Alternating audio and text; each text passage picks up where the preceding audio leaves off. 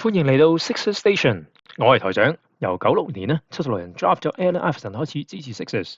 上次 Sixers Station 開台第一炮，我哋講咗 Sixers 喺 Trust the Process 時期嘅第一件七不思議事件——興奇的實驗。本來第二條片係要講第二件七不思議事件——興奇的13頁辭職信嘅，但後嚟我覺得好似太 niche， 可能淨係得我哋呢啲 sickos 先有興趣。所以今次我哋會講花生指數爆晒燈嘅第三件七不思議事件 Burnergate 門事件。呢單嘢係名副其實嘅不可思議，佢係運動界罕有嘅追蹤調查，佢係 NBA 歷史上最離奇嘅醜聞之一。佢荒謬嘅程度會令你覺得喺現實世界都未必會發生嘅，但係偏偏就發生咗喺 Sixers 身上啊！你話 Sixers 唔係 curse 嘅，我都唔信啊！從局外人嚟睇呢，肯定可以食到一地花生殼。信我啦，呢件事真係唔可以錯過。OK， 等我哋先跳去結局，因為聽講話最精彩故事通常都係由一場災難揭開序幕嘅噃。2018年6月 ，Sixers 嘅籃球營運總裁 Bryan Colangelo 因為 Twitter burner account 事件辭職。呢啲 burner account 爆料球隊機密，侮辱 Sixers 球員，仲會幫 Bryan Colangelo 出頭。成件事被人戲稱為 Burnergate 門事件。事後 Bryan Colangelo 本人變咗一個 meme。NBA 事業徹底終結，玩 Twitter 分身玩到職業生涯玩完，仲要成為 NBA 笑柄，夠晒七不思議啦啩！等我哋從頭講下 Burnergate 嘅來龍去脈啦。首先，乜嘢係 burner account？Burner 可以指犯罪分子用完即棄嗰啲電話，引申出嚟 burner account 就係用嚟匿名發表言論嘅 social media account， 廣東話叫分身 account， 日文呢就叫 Uru Aka。有啲球員會用嚟睇八卦。但有啲人呢，就用嚟喺網上為自己辯護，甚至鬧人。最緊要係唔想俾人知自己係邊個。2017年 KD 呢俾人發現用 burner account 同球迷鬥嘴，扮第三者幫自己辯護。但嗰次只係 Twitter 八卦，呢次呢係完全唔同級數啊。2018年5月29日東岸時間晚上9點08分，媒體 The Ringer 發布咗一篇追蹤調查報導 The Curious Case of Bryan Colangelo and a Secret Twitter Account。記者 Ben Dietrich 收到匿名線報，佢哋靠 AI 同埋數據分析，發現咗 Bryan Colangelo 嘅5個分身 Twitter account， 因為佢個名太長，而有估尺叫 Bryan Colangelo 做 BC 啊 ，Fila 1、2、3、4、5、6、7 Derek Jr。我有支 Jar 嘅膝頭哥有事，仲攞嚟當籌碼，有冇咁嘅隊友啊？乞人憎，我係咪黐咗線？夜晚瞓唔着，成日擔心 Jar 過唔到體檢，俾人 send 翻轉頭啊 Honest Army。我係 Philly 球迷，但如果可以用Joel換 Porzingis啊，我即刻換，諗都唔使諗啊！咁聰明嘅球員去邊度揾啊 ？Enough unknown sources。Joel 啊，令我越嚟越中意 Simmons 啊！ Joel 嘅 ego 好有問題，隊波遲咗都會變做 band 嘅，佢而家就開始發癲啦。Joel 又肥又懶，我對佢已經失晒信心啦。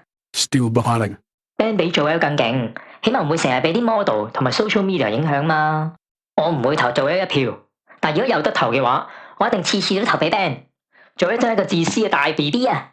除咗 Philly 2、3、4、5、6、7從來冇 tweet 過，其他4個 account 都唔多唔少都有 tweet 過同 Sixers 有關嘅大小事。於是我聯絡 Sixers，仲主動提供咗 Philly 2、3、4、5、6、7同埋 Derek Jr 兩個 account。我冇透露我收到仲有另外3個 account 嘅。結果喺同一日下晝，其餘3個 account Honest Army Enough unknown sources Still behind。check it 冇轉晒 private， 仲開始 unfollow 啲同 BC 有關嘅 Twitter account 添。然後 Sixers 喺同一日回應我 Philly 1、2、3、4、5、6、7咧就係屬於 BC 嘅，用嚟 monitor 下個 industry 同埋收風嘅啫。但係 BC 上咧話佢對 Eric Jr 呢個 account 咧完全唔知情喎。無論 Sixers 嘅回應係點樣，結論就係呢幾個 account 同 BC 係脫離唔到關係。Ben Dietrich 篇報道仲有好多關於呢幾個 account 嘅分析，嚟佐證咗佢哋同 BC 千絲萬縷嘅關係。例如 Eric Jr 都有 follow BC 個仔喺芝加哥大學打籃球嘅幾個隊友嘅 account， 嗰5個 account 同時有 follow 曾經代表 BC 嘅一個 agent 等等。總結一下，假如嗰幾個分身 account 真係屬於 BC 就犯咗以下幾宗罪：公開批評佢嘅球員，包括 Joel Embiid、Jahlil Okafor 同埋 Nerlens Noel， 公開討論自己教練團隊嘅決定。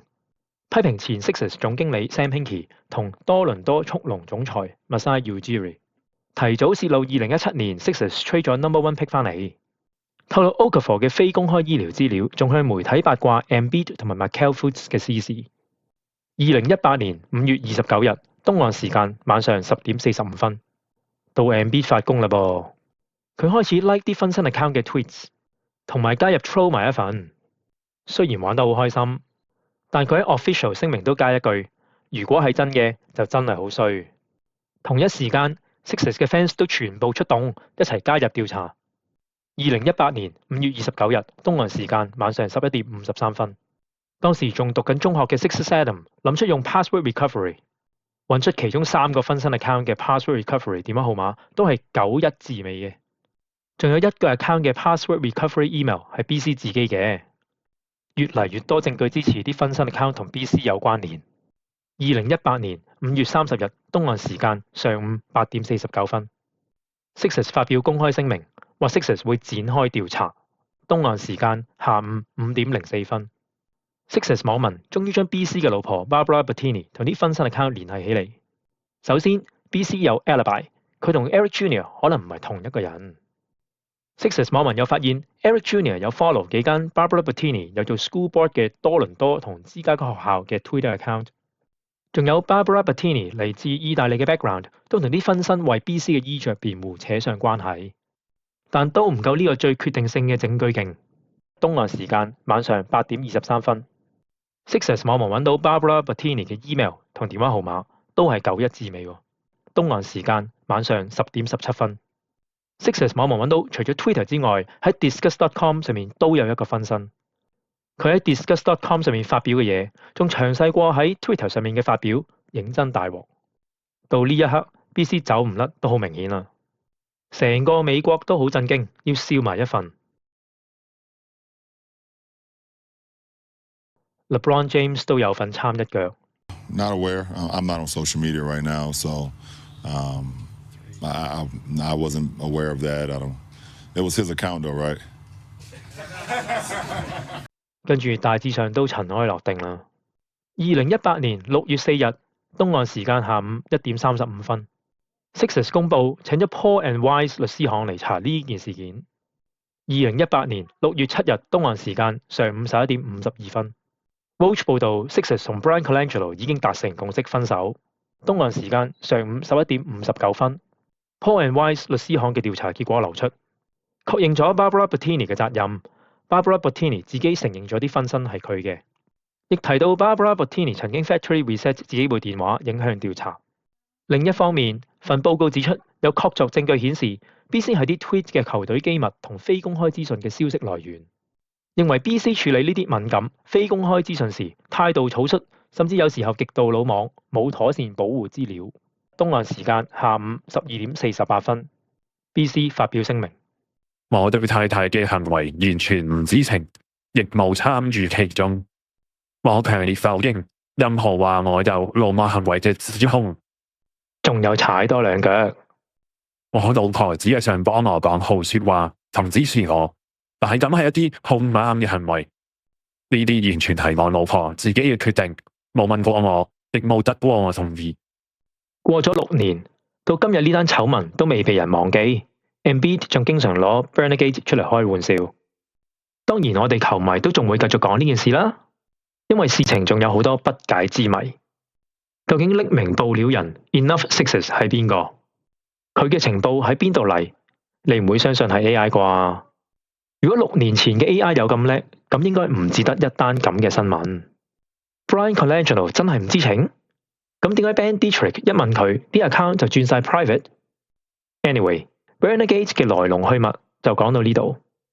一個被老豆關照嘅 executive 因為 Twitter 偵探被拉落馬，一個老婆無意間搞掂咗佢老公嘅事業。